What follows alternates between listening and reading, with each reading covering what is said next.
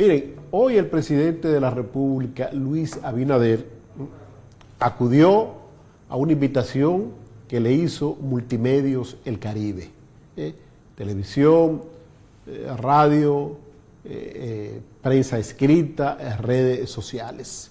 Excelente entrevista lo que hemos visto hasta ahora, donde se recoge parte de lo que dijo el presidente en su discurso el pasado 18 de agosto, desde la sede del Palacio Nacional, y otras cosas que no dijo, con relación, por ejemplo, al aspecto económico, la adquisición de parte del gobierno del 49% de las acciones que tenía la empresa estatal venezolana PDVSA en la refinería dominicana de petróleo.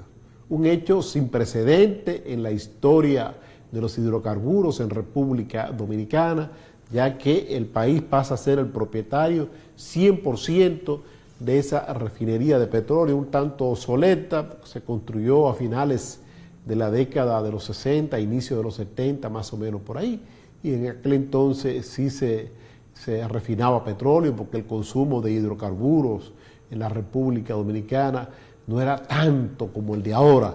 Ahora consumimos las y los dominicanos una enorme cantidad de combustible diariamente y la refinería ya no da abasto para esto.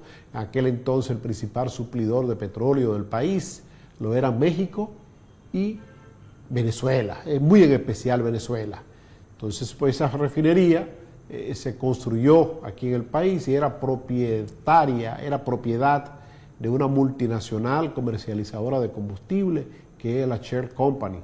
Luego pues la Shell, al retirarse de la República Dominicana, pues el gobierno adquirió esas acciones en la refinería dominicana de petróleo, se coasoció con el gobierno venezolano para aprovechar que Venezuela tiene yacimientos de petróleo y traer ese petróleo aquí, ese mineral a la República Dominicana. Para refinarlo podría ser un elemento importante en la reducción de los costos de los hidrocarburos, pero todos sabemos lo que está ocurriendo en Venezuela hace ya bastante tiempo, 7, 8, 10 años que Venezuela está sumergido en una gran crisis, el derrumbe que tuvo en los precios de petróleo en un momento dado. Entonces esto ha impedido que Venezuela pues vuelva a ser lo que era antes, lo que era en el gobierno de Hugo Rafael Chávez Frías, una gran potencia económica en la región. El deterioro progresivo de Venezuela ha impedido que este país pueda mantener bajo su control las propiedades que tiene, no solo aquí en República Dominicana, sino en otros lugares colindantes a Venezuela, o inversiones en refinería de petróleo. Entonces estaba prácticamente jaque mate. Venezuela tenía que vender obligatoriamente esas acciones en la refinería dominicana de petróleo. Y creo que el país, como dice el presidente Luis Abinader, hizo un gran negocio. Compró a buen precio. Compró a buen precio, 88 millones de dólares. No se ha informado todavía con sinceridad al país, como debe ser, de dónde se consiguieron esos 88 millones de dólares. ¿Quién lo prestó? Si lo tomaron prestado. Eran de la reserva. Lo dudo que fueran de la reserva, porque aquí las reservas siempre están por los 8, 10, 12 millones de dólares, no más de ahí. Entonces hay que ver, hay que informarle al país como medio de sincerización cómo se buscaron esos 88 millones de dólares que se pagaron ya al gobierno venezolano. Un gran negocio para la República Dominicana, como dice el presidente Luis Abinader, y otro gran negocio para el gobierno venezolano, y qué bueno que sea así, porque ese dinerito le sirve a Venezuela para resolver algunos problemitas que tiene. Sin duda alguna, en Latinoamérica ya las refinerías de petróleo son parte de los respectivos países. Dice el presidente Luis Abinader en su amplia entrevista que concedió al Grupo de Comunicaciones del Caribe, de que esto va a permitir que se desarrolle la fase de investigación, la fase de exploración de nuevos o de yacimientos de petróleo en la República Dominicana. Pero yo no creo que debemos cifrarnos esperanza de que aquí pueda aparecer petróleo en cantidad suficiente como para ser refinado y comercializarlo. Lo que sí es importante es saber qué se va a hacer con esa refinería dominicana de petróleo 100% estatal en estos momentos. Ni pensar que se va a politizar, no pensar que se va a llenar de compañeritas y compañeritos sin funciones. Debe verse, como se ha visto siempre, como el Banco de Reserva, que es el banco estatal. Y el Banco de Reserva, administraciones tras administraciones, gobierno pasan, gobierno viene, se mantiene ahí como una entidad que funciona con carácter eminentemente empresarial. Entonces así debe ser vista la refinería dominicana de petróleo, como una entidad eminentemente empresarial.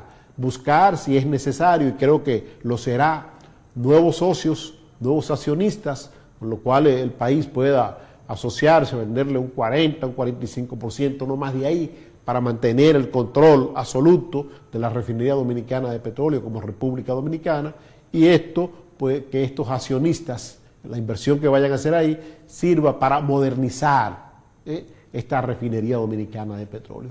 Modernizarla porque está obsoleta, a pesar de que en la gestión pasada del licenciado Felucho Jiménez, se hicieron algunas inversiones, pero son muy exiguas para lo que necesita esa refinería dominicana de petróleo. Ampliarse aún más, o ser un gran reservoir, como dicen los franceses, un gran reservorio, una gran reserva de combustibles en la República Dominicana. Porque aquí déjeme decirle que tienen que llegar cargueros, tanqueros constantemente, porque los hilos, los depósitos de combustible en la República Dominicana dan para poco tiempo. Debe aprovecharse a plenitud la comercialización de los hidrocarburos, se debe visualizar desde ya qué se va a hacer con la comercialización del gas licuado de petróleo, que es un combustible de mucho uso en la República Dominicana, y que el trasiego de gas licuado de petróleo está muy lejos de la refinería dominicana, está por allá por Asua, en la bahía de Asua. ¿Qué se va a hacer con esto? Si es parte de la refinería dominicana de petróleo, si se puede unificar, acercar aún más y trabajar ya como una gran refinería dominicana de petróleo. La gran oportunidad del país está ahora, que debe verse, reitero, como una inversión, porque estoy seguro que ahora, si el país decidiera vender el 50% de las acciones en la refinería dominicana de petróleo, de seguro que va a recibir más de 88 millones de dólares. Pero también, conjuntamente con esto, debe colocarse en ese paquete de empresas estatales estratégicas, porque ya no estamos en los tiempos de que el Estado era propietario de una fábrica de cemento, de una fábrica de clavos en Riquillo, de una fábrica de armas, de una fábrica de vidrio, de una cartonera. No, ya tenemos que pasar a que el Estado sea propietario de otros entes superiores. Ahí está la refinería dominicana de petróleo,